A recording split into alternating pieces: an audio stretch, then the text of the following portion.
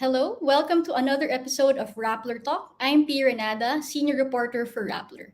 Our guest today is Joey Concepcion, Go Negosyo founder and someone who has consistently been active in engaging private sector with the government. And he served as presidential advisor for entrepreneurship under the Duterte administration. But before that, he served the same post under the Arroyo administration. So years of experience bridging private sector with the government. Welcome, Joey. Thank you so much for joining us. Thank you, Pia. All right. So, we're having this interview in the wake of a meeting between President Marcos and members of this new group called the Private Sector Advisory Council. And for many people, no, it's the first time we've heard of this grouping.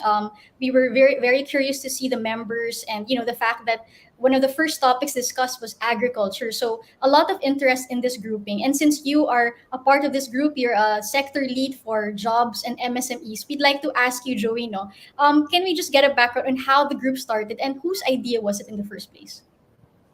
Well, I just got a call while I was in Europe. They were asking me if I was open to joining the group and as lead for jobs, and they mentioned those that are in my group. And of course, I said yes. No, Sabine and I have been working together even as far back during the Duterte administration. My role back then as an advisor to the president was to help the private sector really navigate not only through this pandemic over the past 2 years, but to really see how we can really strengthen our economy. So uh, I'm quite familiar being sort of a catalyst in the private sector uh, during that time of the president Duterte. No? So there were problems and certain issues. I would try to bring the big boys into discussions with the president a number of times.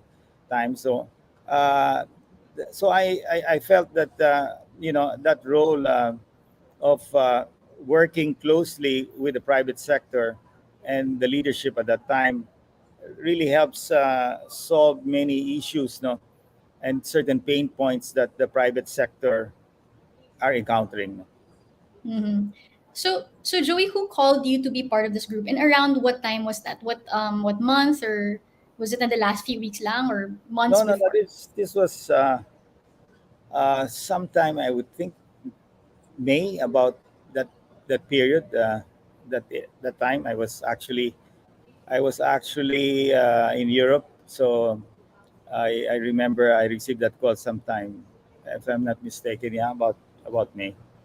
May, but after election, so during the transition period. Yeah, after elections, way after elections. I think it Mm-hmm. was maybe about a couple of weeks after that. But I said yes. I did not know what the group was going to be called, and although briefly they mentioned it will be something like an advisory to the president, nothing really getting into the details of things. No, giving, sharing uh, what the private sector feels are could possibly be the opportunities and the challenges. So we in my own sector we are just basically starting. Mm-hmm. Whose brainchild is this, and how involved was President Marcos in coming up with a group like this? I really don't know. Actually, Sabine is the better person to ask. I think maybe President Marcos had that in mind because I think they asked Sabine to take that lead. No, that's what I heard from Sabine. But you should actually also interview him. Yes, we will try. Okay, so Joey, but have there been any discussions on whether this group will be formalized in any way? Like, will this be through an EO or presidential order? Is it more of an informal grouping? Well, right now, I think it's from how things are being done. I think it's an informal thing at this point. Um, uh, and I basically the first we're still organizing ourselves, so we will be learning more as we approach in the coming days. Yes, in my own group. We're trying to look at certain groups to help us, advise us. In a couple of firms out there, consultancy firms, are offering their services for free. Mm-hmm. Uh, Job generation is uh, very important. And how do we create more jobs for Filipino people? No? So we want to know what are the experiences in other countries, especially the ASEAN countries, on how you can generate more jobs. 62% of jobs, I mean, micro and small and medium enterprises generate about 62% of the jobs in this country. No? Mm-hmm. How many times has the group met as a whole, and how many of these meetings have taken place with President Marcos? No, none. I mean, it's just basically starting. I think what we all saw in the newspaper and the television was the first meeting of the first group. But right now, we are just, at least our group, I don't know about the rest, we're still getting ready. We've been, ourselves, we've been meeting together and trying to come up with the right approach. We are especially very careful, no, on how we will uh, program all of these. There are a lot of ideas out there, so we have met just only once, and in the coming weeks, a lot of us are traveling, so we'll have to do it through Zoom. But within, I think, about 3 weeks, we should be ready for at least the framework of our presentation. Mm-hmm. Okay. So Joey, no, you're in charge. You're the lead sector for jobs and MSEs, MSMEs, and you mentioned you were just getting started, pulling together different people. What's your sense of like how the membership of this group will be? Like, will can anyone just join, or how will it go? No, the members of my group have been already pre-selected, and what you call this? Uh, uh, well, we, as I mentioned, we are looking at being advised by some consultancy firms, no? Like McKinsey is one of those who have offered for free, and I have Jopin Romero, who works with me in Go Negosyo as my advisor, who runs all programs like this. Now, even as we speak, I'm meeting with many people. My role really towards the health sector has not subsided. No, we are, as you know, I've formed my own expert panel of health advisors for the private sector. So these things are running simultaneous. My role in MSME development is still there as MSMED Vice Chair under Fred Pascual, and ASEAN Business Advisory Council Chair still. So in a way, what I'm doing right now complements my role in the private sector advisory council. No, so what I'm doing, because as a member of the private sector council, we're not supposed to get into the details. No, it's really more at our level, pain points. We can consult other secretaries, but really not working on projects. But in my case, having been 16 years with Goni Osho in MSME development, so this somehow fits quite well in the sense that I still am involved deeply with the different departments like the DTI and DA especially, because we're doing a lot of MSME work, no? So that continues. So then I can link what I'm doing on the ground with the recommendations that will come out from the jobs group, no? Right. The press release at first described this council, no, mentioned that one of its roles is giving feedback on what's happening on the ground. So how will the communication of this feedback be done with Malacanang? Is it through meetings, or will there be like documented recommendations? Do you get to interact with the cabinet members, or is it all centralized with the president? I really don't know, but I know that I was told by Sabine that there will be regular meetings with the president. How often, I don't know. But Mm. nevertheless, what's very important is for us to develop the right framework, no, on job generation. So, in other words, um, what is the baseline of jobs being created by MSMEs, by large businesses, and by government? No? So, if you look at those are the only three areas that of course, jobs generated overseas is another one. No? So, Mm. So identifying these areas and seeing to it that if it's MSMEs, more or less, in a nutshell, I have some idea on how to approach it, Mm-hmm. uh, and all the way down to even President Marcos has said it, matching the skills development from grade school, high school, and college to the actual job that they want to be hired for. So there's a matching of skills, no? And so that ideally, when they go and take their college degree, it matches what they want to be, and in that sector that they want to apply in is a growth sector that generates jobs. No, you don't apply in a sector that the jobs. I mean, there is no demand for that particular skill. No? Mm. Yeah. So going now deeper into the jobs and MSMEs issue, which you're leading, no, certain policies that people are waiting for certain input on from the administration would be, for example, the guide bill. I want to get your thoughts on that. Do you think that the guide bill, which is supposed to infuse the capital into DBP and and land bank for MSMEs to give them better access to credit, do you think that the guide bill is still necessary, or can it still make a difference at this point in time? I'm not familiar with the guide bill. In fact, we just had a go meeting with the staff of Secretary Angara uh, Mm. this morning because they're looking at revisiting the Go Negosyo Act, no, which was uh, a bill created by Bamakino during 2008. No? So the Go Negosyo Act is what they're reviewing now. As to the other bills that are being uh, proposed in the House, I think very clearly that MSMEs really.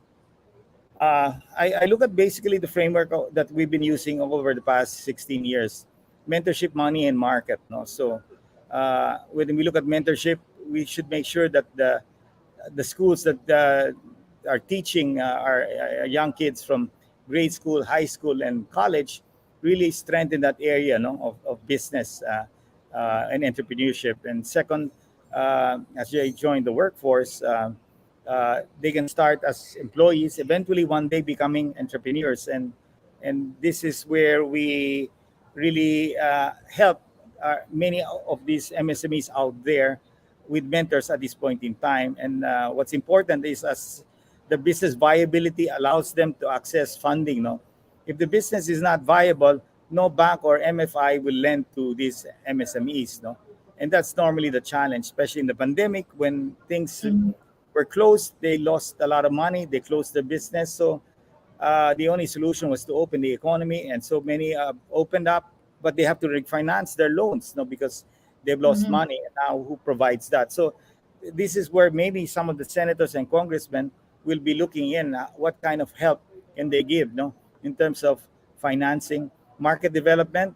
I think the private sector can take care of that because digitalization is really the way forward here in these platforms of making greater access, no, not only through offline. When I say offline, whether you sell your products in a department store or supermarket, by creating platforms like Lazada, Shopee, and I'm told the government is also creating their own platform that gives more access for these MSMEs to join these market platforms.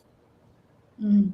So, what government interventions do you think are the most urgent to make to for businesses and even for encouraging entrepreneurship, especially nga after this pandemic or amid the pandemic that we're still facing, right? Like a very small rate of booster vaccinations. We're now facing face-to-face classes, which NEDA has said could help also with underemployment. So, what would be your recommendations for that?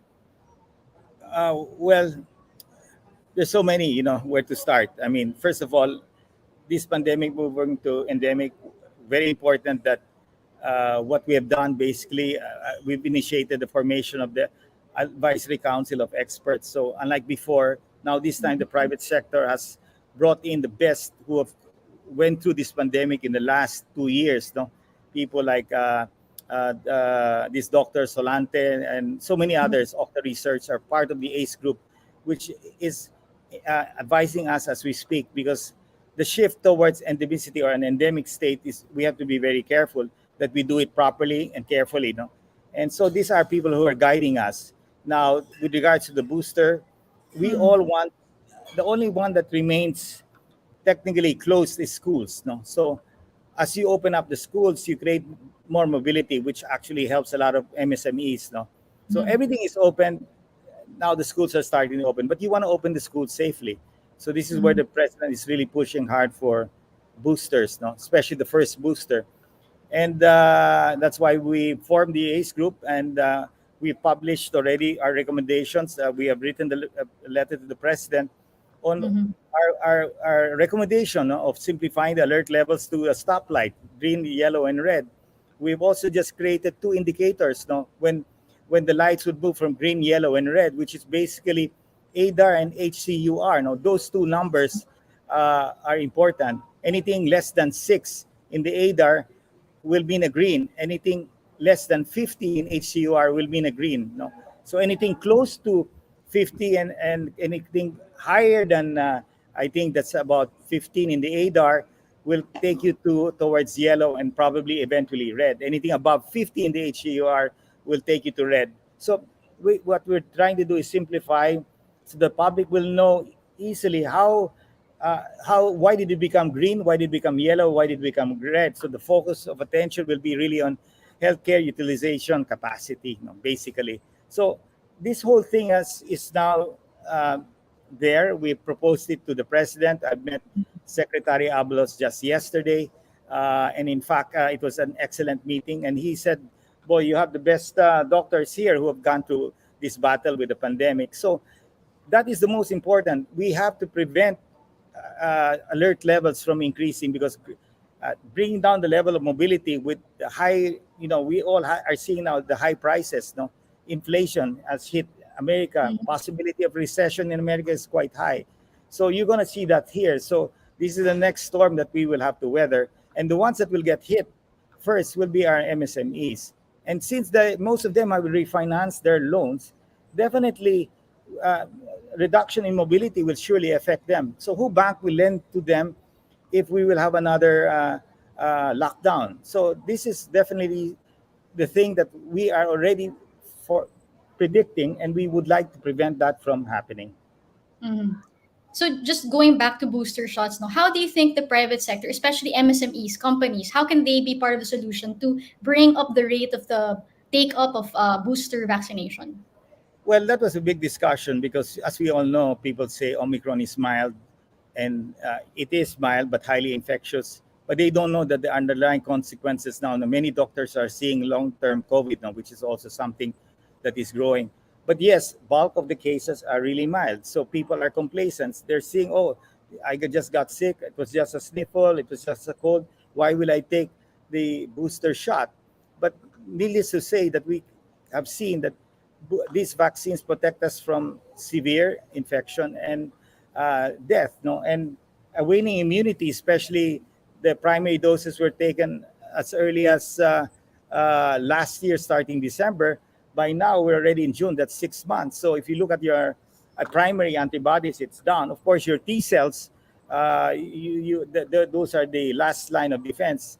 But still, it's very clear that even all over the world, people are encouraging people, countries and governments are encouraging people to take the booster. So yesterday, we developed a slogan, no, with Secretary Abalos, and Mm-hmm. the line is basically "isa pa." So in other words, take Mm-hmm. one more shot for your parents. In other words, as our kids go to school, the chances of them coming home with the virus is high, and they can contaminate either their grandparents or their parents, who might eventually get severe infection. So we hopefully, with a massive campaign, and hopefully we can get the president to endorse these booster shots, then if, fine. No? We also want to.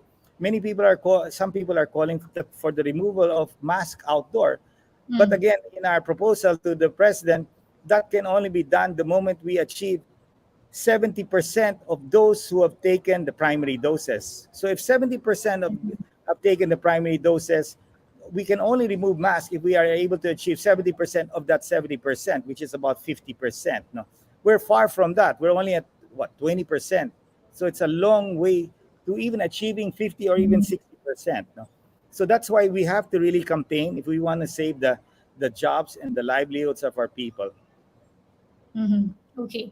And then another problem that this pandemic has brought about, no, parang unemployment has sort of eased already, but underemployment is something that people are seeing, right? Like a lot of people are looking for more work hours, more full time work, and I also Neda has also said that part of the problem is yun nga. Students are still at home studying, so parents tend to stay at home also, forgo certain work hours because they have to stay and help their kids study. So what would be your recommendations to address the underemployment issue? Well, we have a problem when people really now, because of the cost of fuel, transportation is expensive.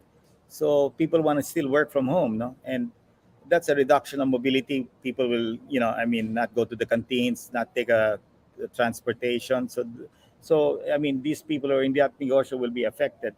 And of course, many negotiators are affected. No, they can't give increase the pay. No, especially those who are not covered with certain collective bargaining agreements, because I mean, while business is doing much better now, but the cost, our input costs, our raw material cost has gone up tremendously.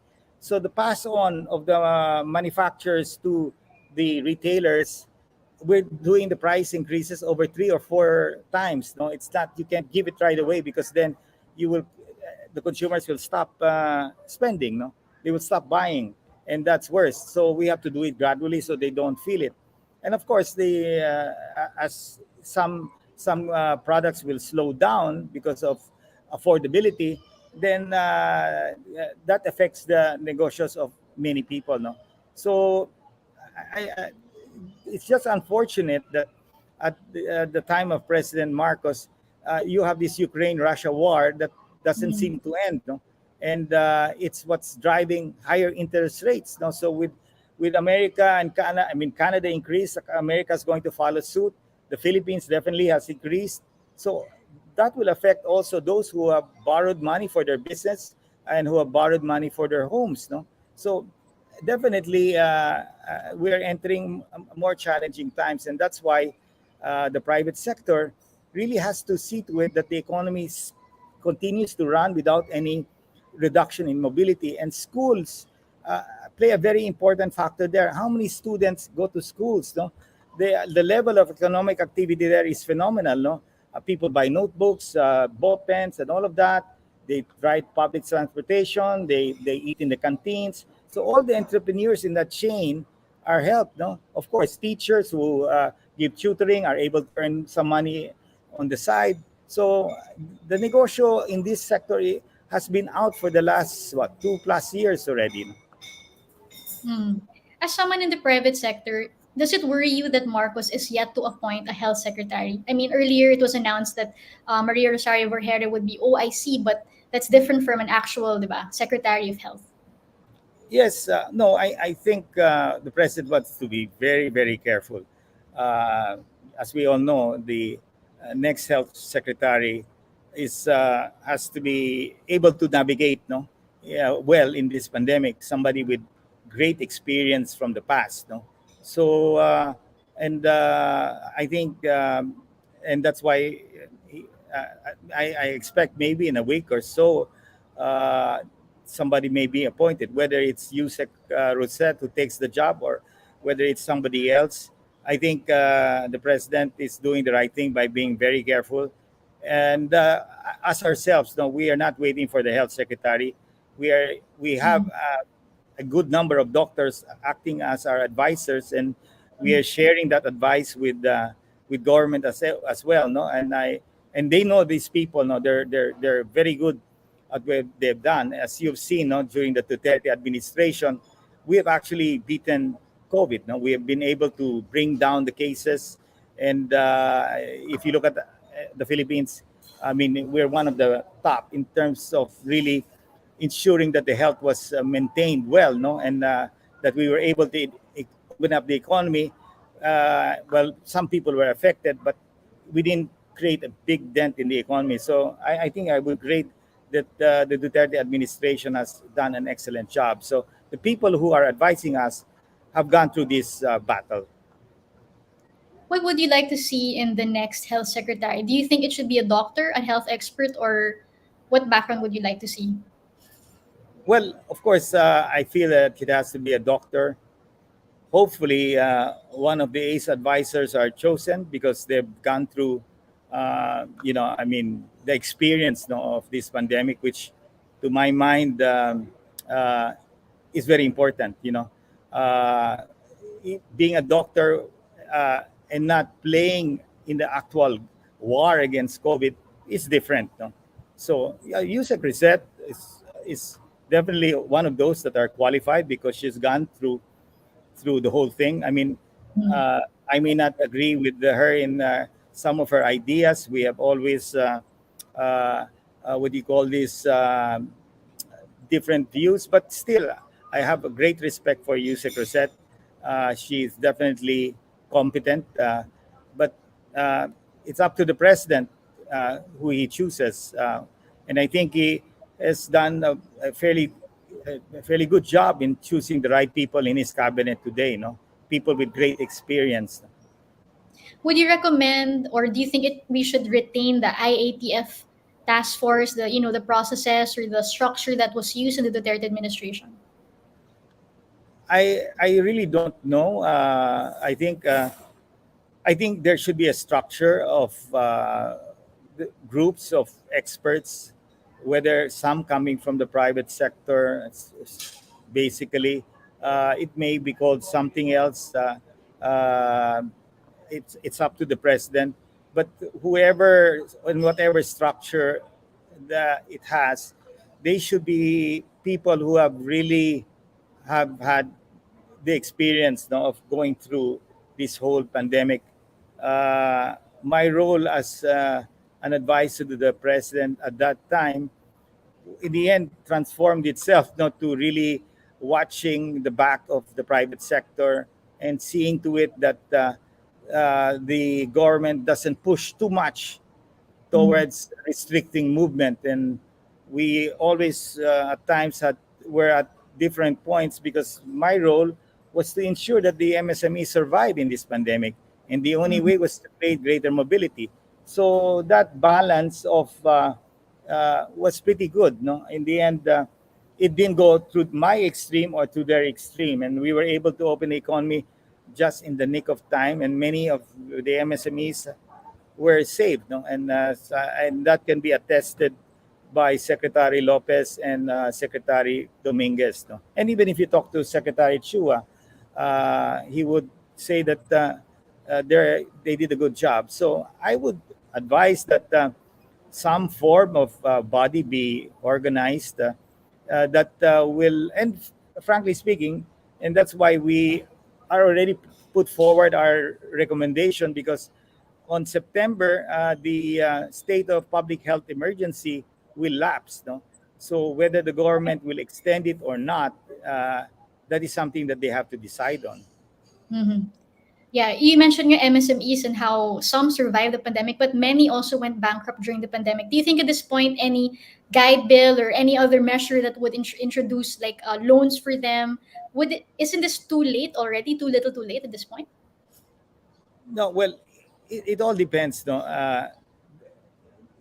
in these are really challenges that MSMEs really will face, and this somehow separates those who have the right attitude. Those more persistent will find a way, to be able to secure funding, especially if their business model is unique. Well, look, since we are in the consumer businesses and we see the sari stores, many of them in ice cream especially, many of them have survived, no, because they sell basic commodities, basic food products, from canned goods, soft drinks, etc., etc.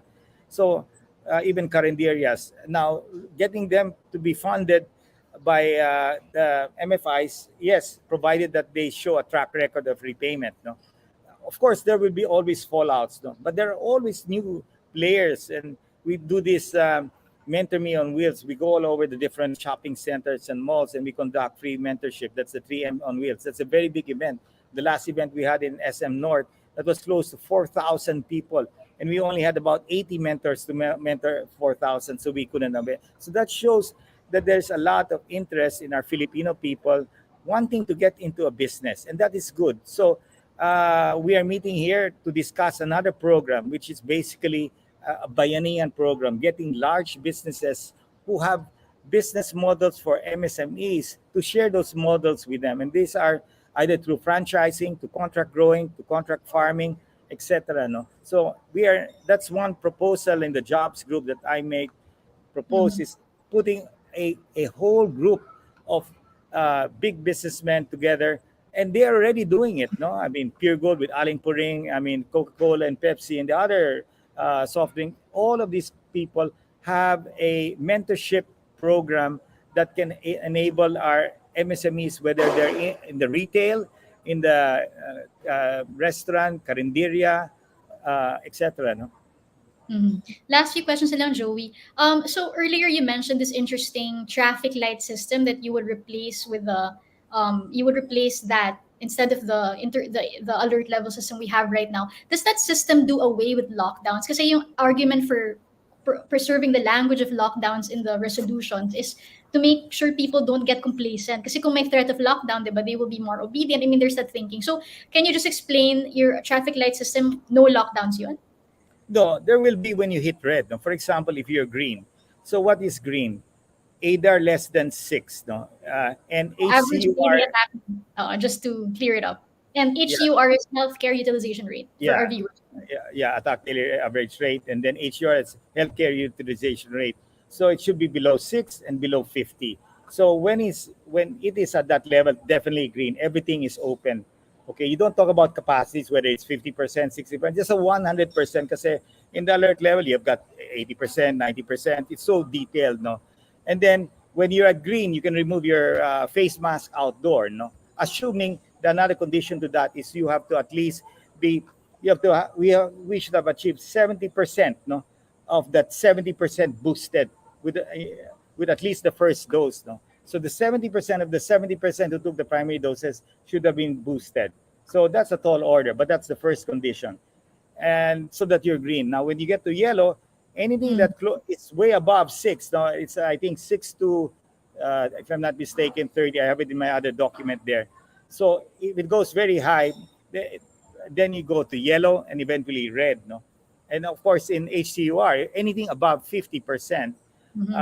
goes red. Now, what are the chances of it going above 50%?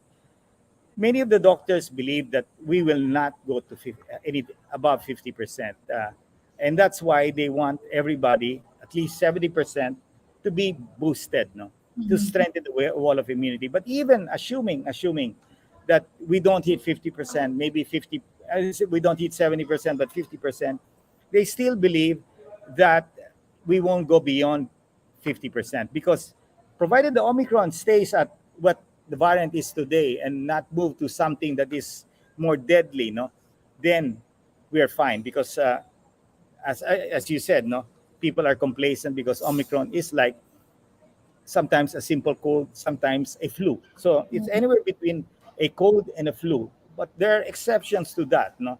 And I've just gotten scared. These exceptions are what they call long COVID. Yes, So yes. doctors are saying now that the problem of even reinfection, one can get long COVID. So if you get it twice, the chances of long COVID, what's long COVID?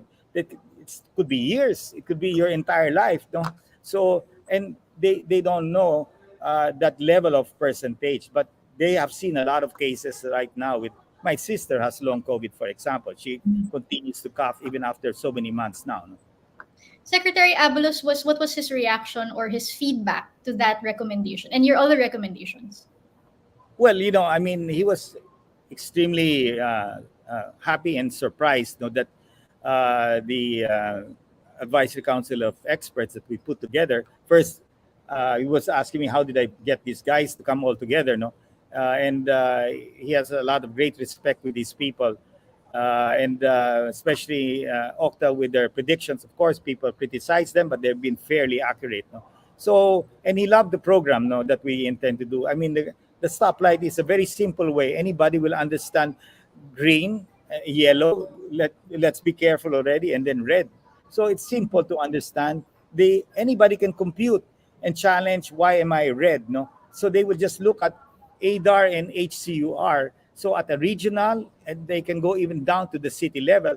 So the implementation is up to Ben Hur on how that can be. So the national government can actually pass on this formula to the LGUs, and they will. It's easy for them to compute, no? So everybody will understand. Unlike now, how do they compute for alert 1, 2, and 3? You don't know. Here, it's just two, ADAR and HCUR, period. That's it. All right. Last question, Joey. There is a fear or at least suspicions among people who are critical of the Marcos administration that this kind of council, no, like this group of businessmen, we saw Sabina Boites, many other leading executives part of it. But what's the assurance that this council will not lead naman to favoritism or favors for certain companies, an exclusive club, or like, the specter of crony capitalism again, which we know happened under the previous Marcos regime administration? Well, if you look at, it's a mix, no. I mean, many of them are professional executives, managers, no. I've worked with them during the Duterte administration. All of them have been, in a sense, that was kind of my role in bridging, no. And so I don't think so. I believe that President Marcos is a very firm leader. There's no such thing as palakasan here. In fact, this is appreciated by many of us, no, that to be able to really share our views and our opinions and our thoughts and the pain points that we have. So, and it's very structured, no. I mean, we're not going to be there for long hours, no, and we're not. This is not something like a midnight cabinet or anything like this. We're all very professional, and we've gone through this, no, and it's. I'm glad that President Marcos has the foresight to really engage with the private sector, no. So these five pillars are basically how he believes that are very important, no. And jobs is one, digital, infrastructure, agriculture, and what was the other one? And health, no. So they're all covered there, and so I don't know if the membership will always stay. I mean, it may stay, it might not stay.